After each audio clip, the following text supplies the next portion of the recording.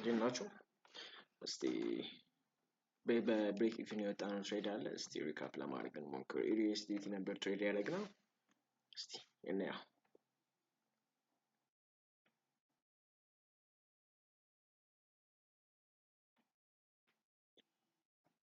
ኦኬ ከዚህ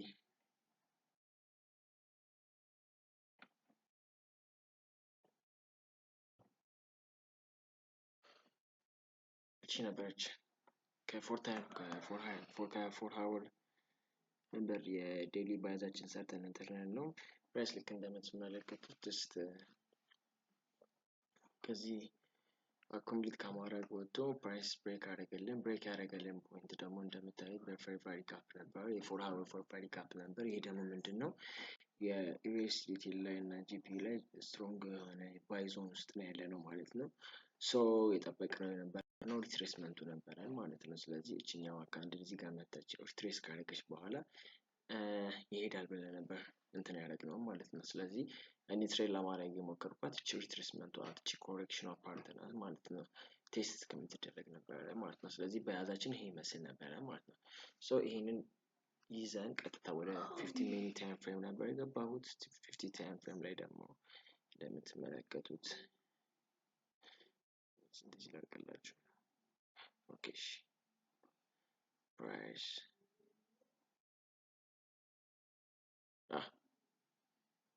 ፕራይስ እንደምትመለከቱት ፕሪቪየስ ዴይ ሃይን እና የፕሪቪየስ ዴይ ሃይ ይሄኛው ነበረ። ይሄ ነበር ፕሪቪየስ ዴይ ሃይውን። ይሄንን ፕላስ ደግሞ የኤዥያን ሃይ ጀስት ስዊፕ አድርጎልን ነበር። ስለዚህ ፕራይስ ሞስት ላይክሊ የሴል ዞን ውስጥ የመግባት እድሉ ከፍተኛ ነው። ምክንያቱም እዚህ ጋር ስዊፕ አለን። ስለዚህ ሜቢ ፕራይስ እዚህ ጋር ዴሪቬት አለ እቺኛዋን ፎር ሃወር ፌርቫሊ ጋፕ የሚነካባት እድል ትንሽ ከፍ ያለ ነበር ማለት ነው። ስለዚህ ይሄንን በያዝ 50 ሚኒት ላይ ሄድኩኝ። 50 ሚኒት ላይ ደግሞ ልክ እንዳልኳቸው እነዚህን ስዊፖች ሳይ ለኔ እንደ ኮንፎርሜሽን ነበረ ማለት ነው። ስለዚህ ከዛ በኋላ እዚህ ጋር እንደምትመለከቱት ማርኬት ስትራክቸር ሽፍት የ50 ሚኒት ኮንፈርሜሽን አገኘሁኝ። እዚች ጋር አችኛዋን ብሬክ ያደረገልኝ ወይ ደግሞ በቃ በጉልበት ባለው እንትን ነበረው ኃይል ነበረው ማለት ኢንገልፍ በማድረግ ነው። ስለዚህ ይሄ ለኔ ጥሩ ሳይድ ነበራት። ሶ ፌርቫሊ ጋፕ ሞስት ላይክሊ እንደዚህ አይነት ክሬት ይደረግ ነበር። ስለዚህ ይሄ አለመደረጉን ሳይ ጀስት እቺኛውን ማየት ጀመርኩኝ ማለት ነው። እቺኛው ብሬከር ስለነበረችኝ እቺ ብሬከርን ቴስት ከተደረገች ከዛ ደግሞ የኮንቲኒዩሽን ካገኘሁኝ ለመግባት ጀስት ፕላን አደረኩኝ ማለት ነው። 50 ሚኒት ብሬከር ነበረች። ስለዚህ ቀጥታ ወዲያውኑ ነው የወረድኩት። ወደ 1 ሚኒት ነበረ ማለት ነው።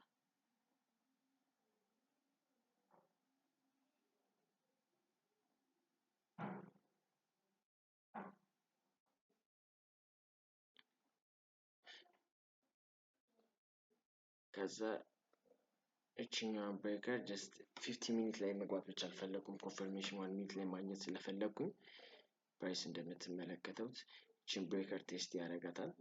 በስ ካደረጋት በኋላ የማርኬት ስትራክቸር ሽፍት ወይም ደግሞ የኮንቲኒዩሽን የሪቨርሳል ነበር የፈለኩት 1 ሚኒት ላይ። ስለዚህ ፕራይስ እቺኛዋን ጀስት እንገልፍ አድርጎ ሄደ።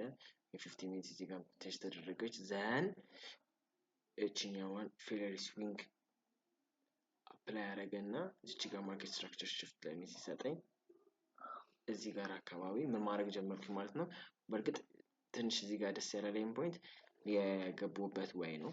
ማለትም እቺኛዋን እንትን ከተደረገችልኝ በኋላ ራንደምሊ ነበር እቺኛው ብሬክ ልክ እንደተደረገች ወዲያውኑ ነበረ እንትን ልክ እንደ እዚች ጋር ምናምን ቢመጣልኝ ቆንጆ ነበረ እዚህ ጋር አካባቢ። ነገር ግን እቺ ብሬክ መደረጉን ሳይ ወዲያውኑ ነበር እቺኛው ካንድ ላይ የገባሁት። እንትን አልጠበቅኩም ነበር ኮንፈርሜሽን ላይ ራሱ ጀስት ራንደምሊ ነበረ ልገባ እንትን ያልኩት ማለት ነው ከነበርኩበት ቦታ።